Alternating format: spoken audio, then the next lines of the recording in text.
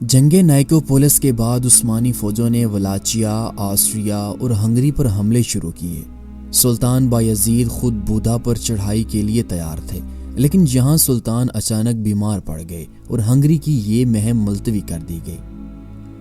اس کے بعد سلطان بایزید ادرنا کو واپس چلے گئے اور وہاں پہنچ کر مینوئل شہنشاہ قسطنطنیہ کو مجبور کیا کہ جان کے حق میں تخت سے دستبردار ہو جائے۔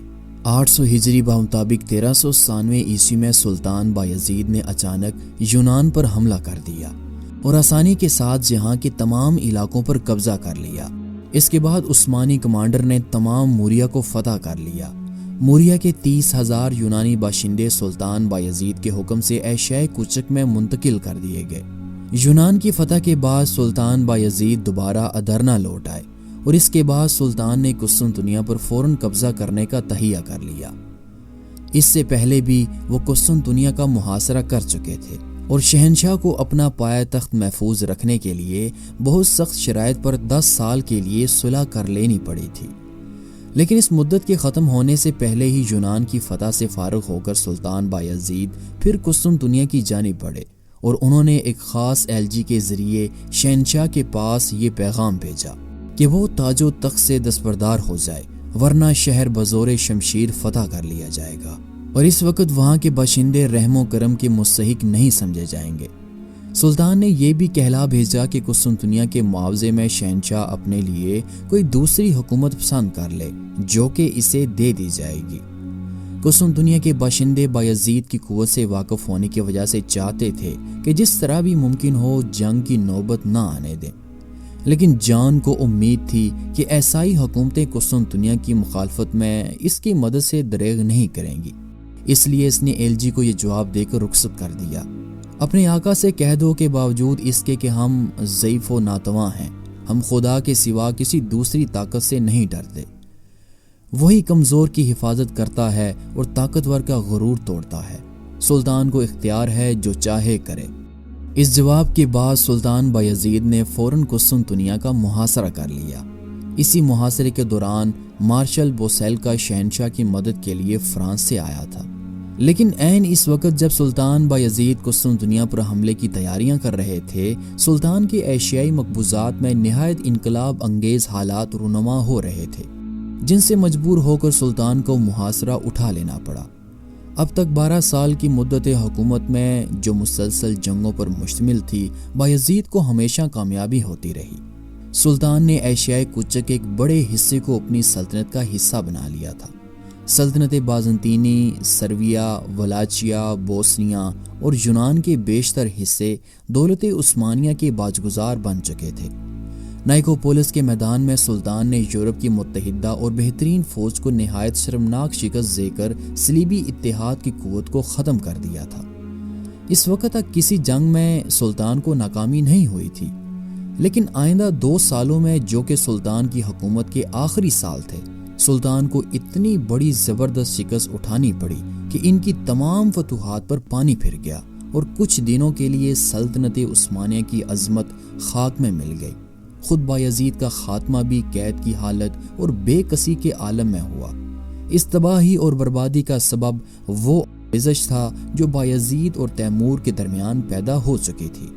امیر تیمور کی سلطنت دیوار چین سے لے کر ایشیائے کوچک کی سرحد تک اور بحیر آرال سے دریائے گنگا اور خلیج فارس تک پھیلی ہوئی تھی۔ اس کی زندگی کے ابتدائی سال اپنے آس پاس ساداری امراء سے جنگ کرنے میں گزرے۔ 35 سال کی عمر میں اس نے سب کو فتح کر کے سمرقند کو اپنا پایہ تخت بنایا اور اس کے بعد فتوحات کا وہ سلسلہ شروع کیا جس کی وسعت کے سامنے سکندر، سیزر، اٹیلا، چنگیز خان، شارلمین اور نیپولین کی سلطنتیں حقیر معلوم ہونے لگیں۔ اس نے 35 سال سے کم مدت میں 27 مملکتیں فتح کر لی تھیں۔ اس کے جاسوس مختلف بھیسوں میں خصوصاً زائرین اور درویشوں کے لباس میں ہر طرف گھومتے رہتے تھے اور ان کی مکمل رپورٹیں احتیاط کے ساتھ دفتر میں درج کی جاتی تھیں۔ یوں امیر تیمور کو اپنے دشمنوں کی قوت اور کمزوری کا صحیح طرح سے اندازہ ہو جاتا تھا۔ اسے اپنے سپاہیوں پر اس قدر اقتدار حاصل تھا کہ وہ اس کے حکم پر نہ صرف بڑی سے بڑی سختی برداشت کرنے اور اپنی جان نثار کرنے پر آمادہ ہو جاتے تھے، بلکہ عین فتح کے موقع پر اگر وہ حکم دیتا تو لوٹ مار سے بھی ہاتھ کھینچ لیتے۔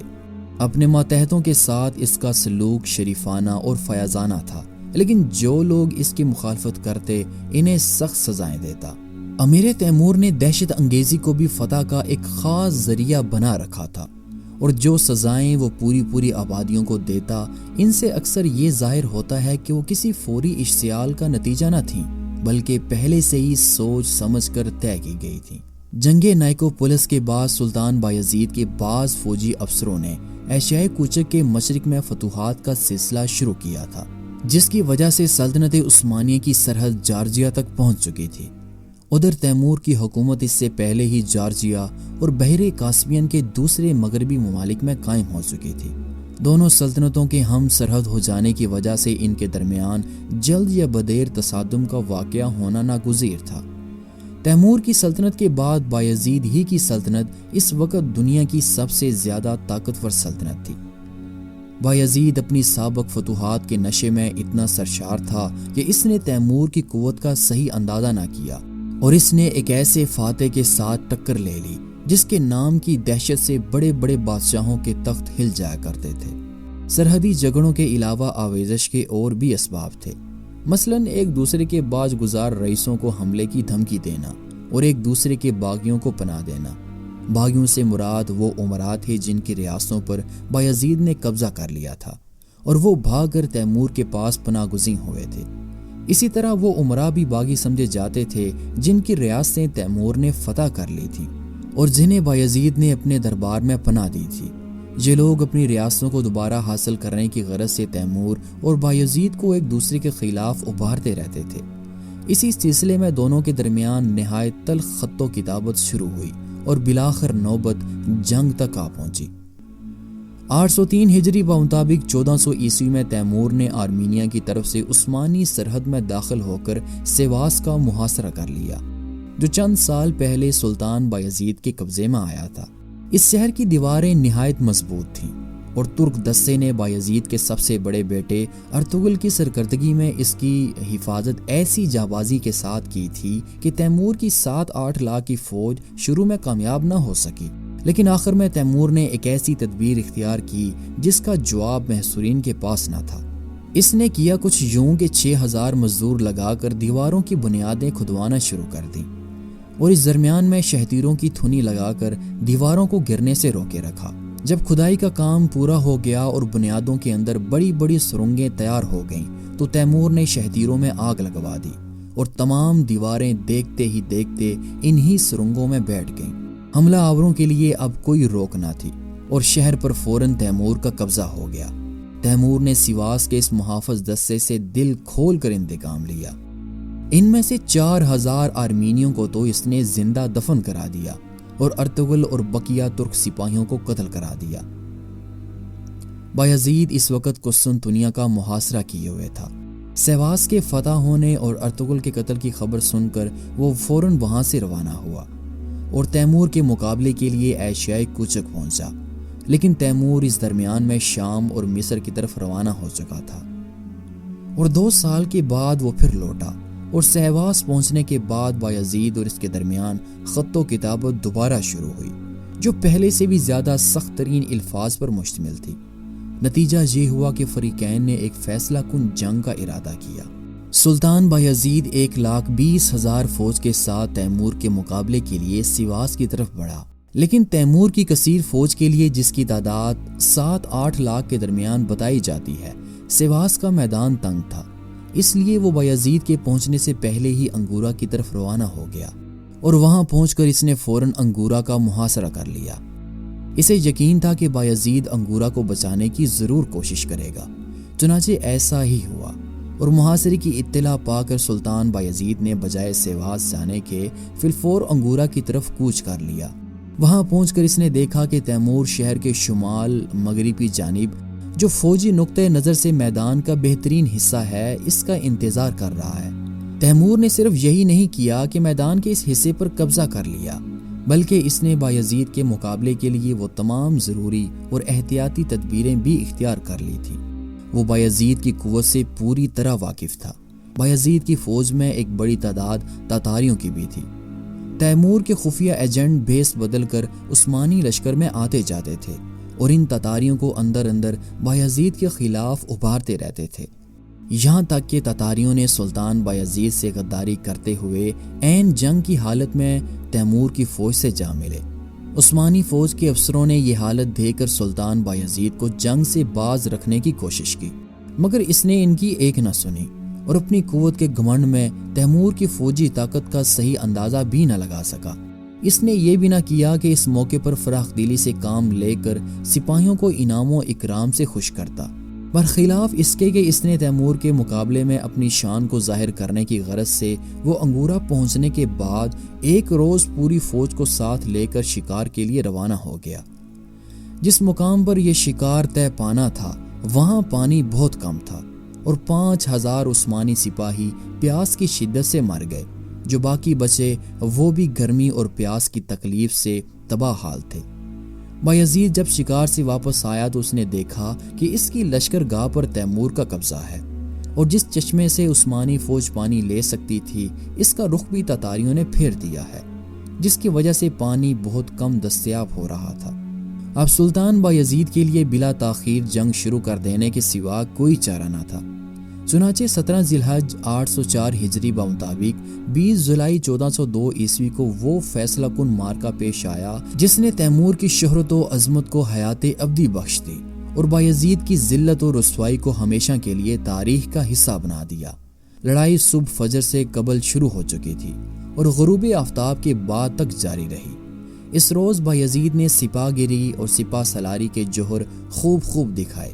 اس کی خاص فوج نے بھی غیر معمولی شجاعت سے کام لیا اور نہایت جانبازی کے ساتھ تتاریوں کا مقابلہ کرتی رہی، لیکن تیمور کی فوجی قابلیت اور اس کی فوج کی کثرت کے سامنے سلطان بایزید کی ساری کوششیں بیکار نظر آنے لگیں۔ اس کے علاوہ سب سے زیادہ نقصان اسے خود اپنے سپاہیوں سے پہنچا۔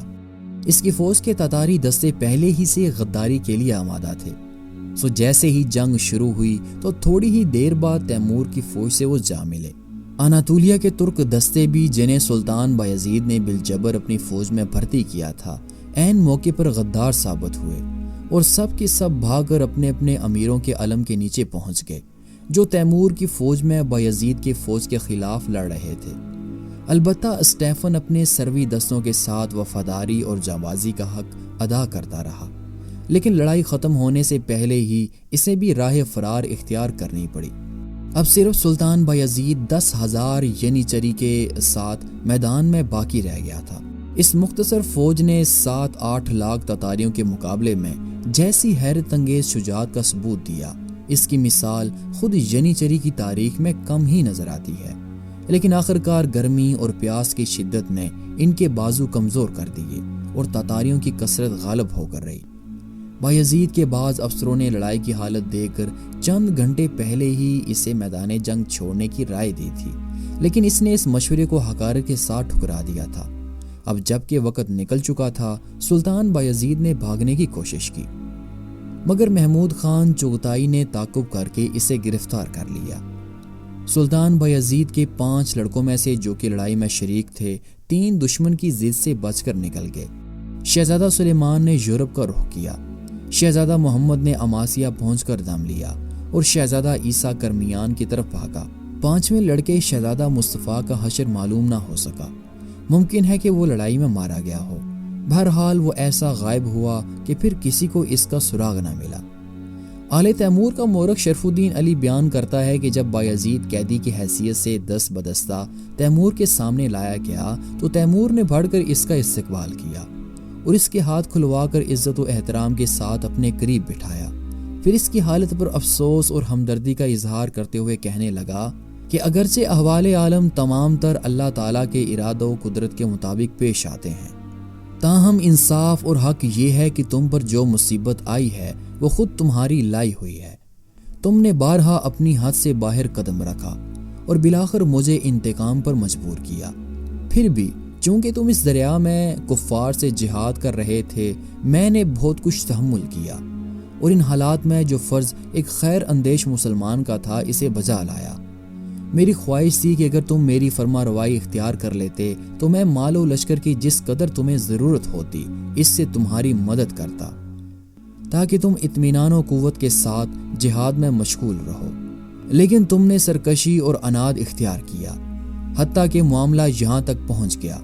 سب جانتے ہیں اگر صورتحال اس کے برعکس ہوتی اور یہ قوت و غلبہ جو خدا تعالیٰ نے مجھ کو بخشا ہے تمہیں حاصل ہوتا تو اس وقت مجھ پر اور میرے لشکر پر کیا گزرتی، لیکن اس فتح کے شکرانے میں جو اللہ کے فضل و عنایت سے مجھے حاصل ہوئی ہے، میں تمہارے اور تمہارے آدمیوں کے ساتھ بھلائی کے سوا کچھ نہ کروں گا۔ اپنے دل کو مطمئن رکھو۔ سلطان بایزید نے اپنی غلطی کا اعتراف کیا اور آئندہ کے لیے اطاعت کا وعدہ کیا۔ تیمور نے اسے خلعت شاہانہ پہنائی۔ اس کی خواہش پر شہزادہ موسیٰ بھی جو قید میں تھا آزاد کر کے اس کے پاس بھیج دیا گیا، اور تیمور نے ان کے رہنے کے لیے اپنے خیمے کے قریب ایک عالی شان خیمہ نصب کرایا اور بعض عالی مرتب امراء کو ان کی خدمت میں مامور کیا۔ بورسا سے جب حرم سلطانی لایا گیا تو تیمور نے شہزادی ڈیسپنا اور اس کی لڑکی کو بھی بایزید کے پاس بھجوا دیا، لیکن یہ تمام مراحم سلطان بایزید کے زخمی دل کے لیے نمک کا کام دے رہے تھے، اور شاہی خیمہ بھی اس کے لیے قید خانے سے کم نہ تھا۔ اپنی سابق عظمت و سطوت کی یاد اسے کسی لمحہ چین نہیں لینے دیتی تھی۔ اضطراب اب یہاں تک بڑھا کہ اس نے آخر کار بھاگنے کا عزم کیا، لیکن اس کی اس کوشش کی اطلاع امیر تیمور کو ہو گئی۔ نتیجہ یہ ہوا کہ اب اس کی نگرانی سختی کے ساتھ کی جانے لگی۔ تتاری لشکر جب ایک مقام سے دوسرے مقام کو کوچ کرتا تو تیمور بایزید کو بھی اپنے ساتھ لیتا جاتا، لیکن تشہیر سے بچنے کے لیے بایزید ایک پالکی میں سفر کرتا تھا جس پر پردہ پڑا رہتا تھا۔ اس پالکی میں لوہے کی جالی کا کام تھا، جس کی بنا پر مشہور ہو گیا کہ تیمور قیدی سلطان کو لوہے کے پنجرے میں بند رکھتا ہے اور جہاں جاتا ہے اپنے ساتھ اس پنجرے کو بھی لے جاتا ہے۔ بہرحال بایزید کے قلب و دماغ پر اپنی قید و رسوائی کا اس قدر اثر پہلے ہی پڑ چکا تھا کہ وہ زیادہ دنوں تک اسے برداشت نہ کر سکا، اور صرف 8 مہینے بعد سلطان بایزید امیر تیمور کی قید میں فوت ہو گیا۔ امیر تیمور کو جب اس کی اطلاع ملی تو اس کی آنکھوں سے آنسو نکل آئے۔